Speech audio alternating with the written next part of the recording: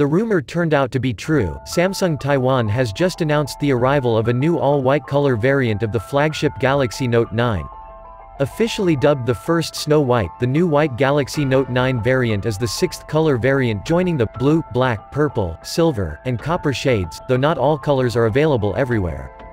The entire specs sheet remain the same, but the rear, including the rear fingerprint scanner, and the camera module, is now painted in white, while the bezels surrounding the display are all black.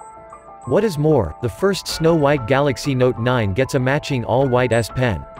The decision to add a new paint job to the Note 9 could be an attempt to drive more sales to the device, which was announced a few months back.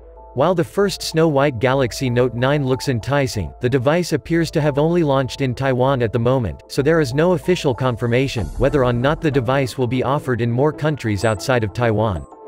The device is priced at 30,900 new Taiwan dollars, or $998 US, and will go on sale in Taiwan later in December, via Samsung's retail channels in that country.